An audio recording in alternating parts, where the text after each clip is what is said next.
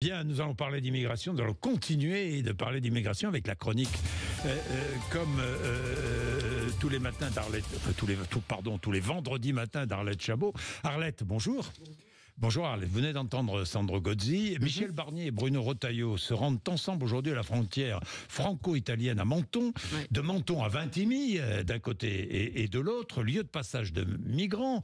Le ministre de l'Intérieur prépare une nouvelle loi pour le début de l'année 2025. On en parle beaucoup de cette loi immigration.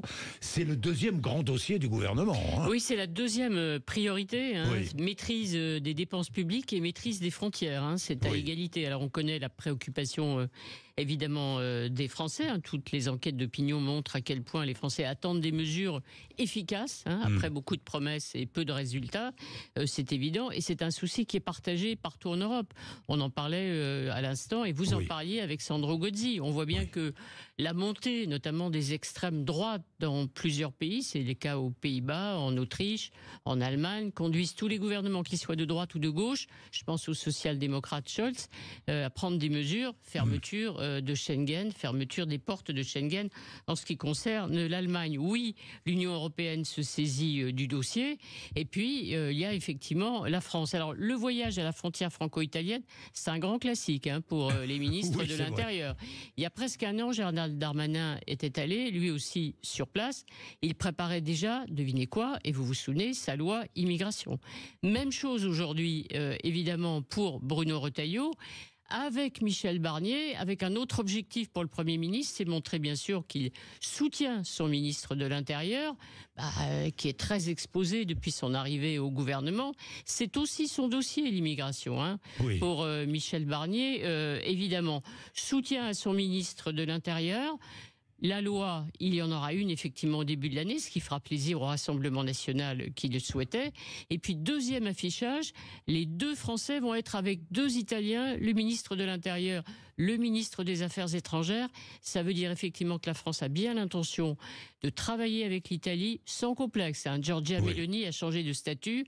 De paria, elle est devenue un modèle, une boîte à idées pour tous les pays et tous les gouvernements en recherche de mesures efficaces pour lutter contre l'immigration clandestine. Vous parliez des idées innovantes tout à l'heure de Bruno Retailleau. Alors, l'activisme de Bruno Retailleau ne fait pas plaisir à tout le monde et crée un malaise chez les fidèles d'Emmanuel Macron, Arlette. Oui, parce que il suffit pas de dire on va effectivement préparer une nouvelle loi en reprenant notamment tous les articles qui avaient été censurés par le Conseil constitutionnel. Il faut voir ensuite qui va le voter. Alors, l'année dernière, le Rassemblement national avait voté le texte du gouvernement, mais dans le socle commun, c'est-à-dire du côté des macronistes qui avaient très très mal vécu l'épisode de la loi Darmanin, comment vont-ils réagir face à ce nouveau texte? Il y a des réticences, c'est moins qu'on puisse dire. Un certain Gabriel Attal s'est interrogé sur l'utilité de cette loi. Gérald Darmanin, lui, soutiendra plutôt son successeur. Les LR seront là, mais combien, encore une fois, de voix vont manquer pour soutenir ce projet du côté des macronistes?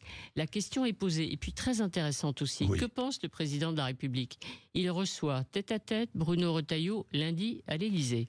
Mettra-t-il des lignes rouges? Point d'interrogation. Bien, merci pour l'info à Arlette Chabot et merci d'être avec nous sur l'antenne de Sud Radio. Vous êtes là, vous allez pouvoir intervenir sur toute l'actualité. Vous le savez, c'est notre priorité. Vous êtes avec nous. 0826 300 300.